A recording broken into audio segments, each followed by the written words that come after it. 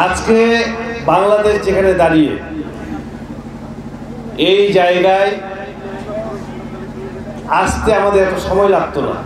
আরো 20 বছর আগে যদি বঙ্গবন্ধু বেঁচে থাকতো তাহলে এরকম উন্নয়নশীল বাংলাদেশ আমরা পেতাম।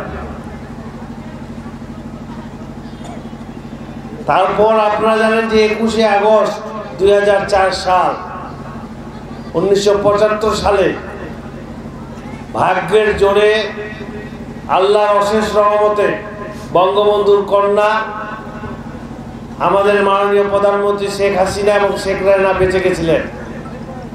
শেখ হাসিনাকে হত্যা শুধু নয়, শেখ হাসিনা সহ আওয়ামী লীগকে নেতৃত্ব শূন্য করার জন্য 2004 সালে গ্রেনেড হামলা হয়।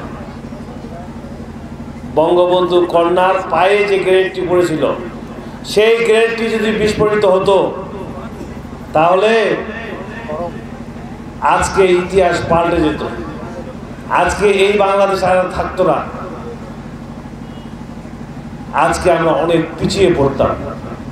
আল্লাহর অশেষ রহমতে সেই সময় সেই গ্রেনেড বিস্ফোরিত হয়নি। বঙ্গবন্ধুর কন্যা সহ অনেকেই বেঁচে গেছেন, অনেকেই সেদিন শহীদ হয়েছেন। 1975 সালে 15ই আগস্ট বঙ্গবন্ধু সহ বঙ্গমাতা তাদের পরিবারের প্রায় সকলেই শহীদ হয়েছেন এবং মহান স্বাধীনতা যুদ্ধে যারা শহীদ হয়েছেন, বাংলাদেশের আন্দোলনে এই যাবৎকালে যারা শহীদ হয়েছেন, আমি সকলের শহীদদের প্রতি গভীর শ্রদ্ধা জানাই। আমি পূর্বেই বলেছি এই মাসটা অত্যন্ত কষ্টের দুঃখের, কিন্তু তারপরেও আমাদের এই শোকের মাসে শোককে শক্তিতে রূপান্তরিত করতে হবে। কারণ বঙ্গবন্ধুর স্বপ্ন এখনো বাংলাদেশে শতভাগ পূরণ হয়নি। জননেত্রী শেখ হাসিনা চেষ্টা করে যাচ্ছেন, কিন্তু 1971 সালে যারা মহান স্বাধীনতা যুদ্ধের বিরোধিতা করেছিলেন, যারা বঙ্গবন্ধুকে হত্যা করেছেন,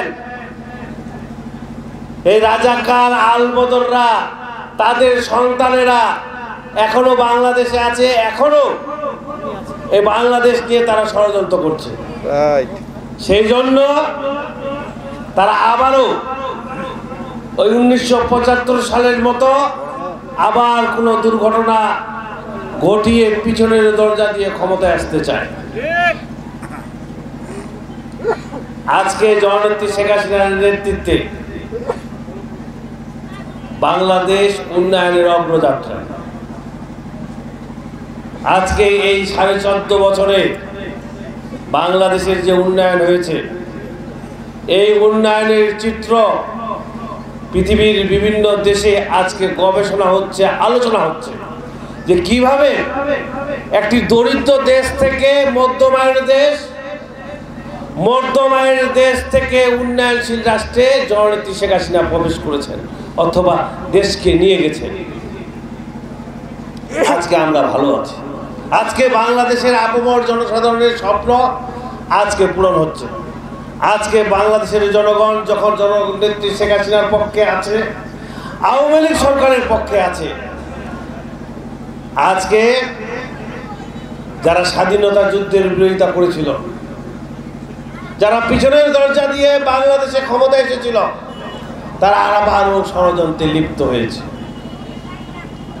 আপনারা জানেন যে বাংলাদেশ আওয়ামী লীগ একটি পরিকল্পনা নিয়ে রাজনীতি করে, একটি পরিকল্পনা নিয়ে দেশ এবং দেশের কল্যাণে কাজ করে। আজকে জননেত্রী শেখ হাসিনার নেতৃত্বে আজকে বাংলাদেশে পদ্মা সেতু হয়েছে, আজকে মেট্রো রেল হয়েছে, আজকে কর্ণফুলী টানেল হয়েছে, আজকে যমুনা সেতুতে রেল লাইন হয়েছে, বাংলাদেশে বড় বড় মহাসড়ক হয়েছে, বিভিন্ন শিক্ষা প্রতিষ্ঠান সরকারিকরণ করা হয়েছে, কৃষি ক্ষেত্রে ব্যাপক উন্নয়ন করা হয়েছে। আপনার ছেলে মেয়েরা যাতে ভালোভাবে পড়াশোনা করতে পারে সেই জন্য বাংলাদেশের প্রত্যেকটি উপজেলায়, প্রত্যেকটি গ্রামে গ্রামে প্রাইমারি স্কুল থেকে হাই স্কুল থেকে কলেজ আজকে আধুনিক ভবন নির্মাণ করা হচ্ছে। আপনাদের এই উপজেলাও আলহাজ মোহাম্মদ নবুল ইসলাম এমপি মহোদয়ের নেতৃত্বে আমরা উন্নয়নের কাজ চলমান রেখেছি। আমরা এই এলাকার অনেক উন্নয়ন করেছি। আমার পিতা আলহাজ মোহাম্মদ মুজা এমপি মহোদয়ের হাত ধরে এই এলাকার রাস্তাঘাট থেকে শুরু করে স্কুল একাডেমিক ভবন থেকে শুরু করে সবকিছুই আপনারা পাচ্ছেন। আমরা কাজ করছি। হরিপুরবাসী বারবার আমাদের ভোট দিয়ে নির্বাচিত করেছেন।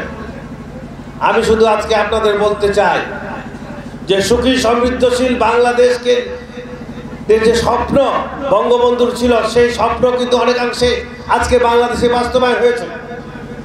আজকে ডিজিটাল বাংলাদেশ হয়েছে। আমরা এখন স্মার্ট বাংলাদেশ দেখতে চাই। এই স্মার্ট বাংলাদেশ গঠনের জন্য আপনাদের সকলকে জননেত্রী শেখ হাসিনার নেতৃত্বে আবারও নৌকা মার্কায় ভোট দিয়ে, আওয়ামী লীগকে ভোট দিয়ে জননেত্রী শেখ হাসিনাকে প্রধানমন্ত্রী বানাতে হবে।